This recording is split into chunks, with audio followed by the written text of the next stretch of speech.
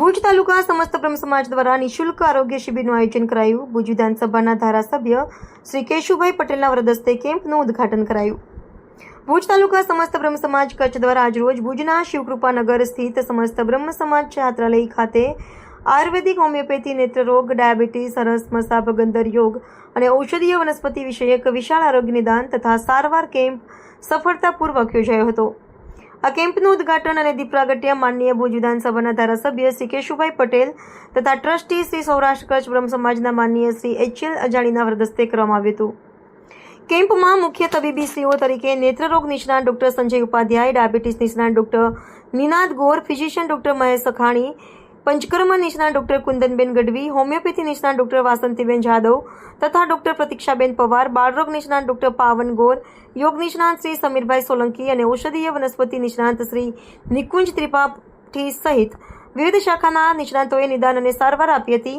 હરસ, મસા અને ભગંદર જેવી પીડાઓ માટે ક્ષારસૂત્ર નિષ્ણાત doctor Mehulsinh Zala, doctor Dipesh Thakkar, doctor Dipaben Kanani, doctor Ashish ગજરાએ સલાહ, નિદાન તથા સારવાર આપી હતી।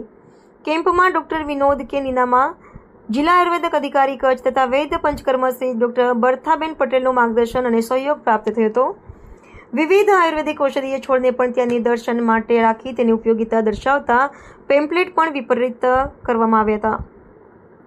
સેવા સહયોગીઓ તરીકે શ્રી સાક્ષીબેન ચૌહાણ, શ્રીમતી કૃષ્ણાબેન ગોર, શ્રી શરદ ઠાકર તથા શ્રી અશ્વિન પંડ્યાએ ઉત્સાહભેર યોગદાન આપ્યું હતું।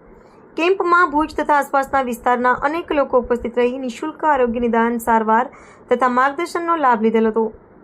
કેમ્પના સફળ આયોજન માટે ભુજ તાલુકા સમસ્ત બ્રહ્મ સમાજના પ્રમુખ શ્રી રવિન્દ્રભાઈ એત્રવાડી તેમજ સમગ્ર તાલુકા ટીમે તબીબીશ્રીઓ, સહયોગી અધિકારીશ્રીઓ, બ્રહ્મગણીઓ તેમજ બંધુ ભગીનીઓ અને સેવા સહભાગીઓનો હૃદયપૂર્વક આભાર વ્યક્ત કરેલો હતો।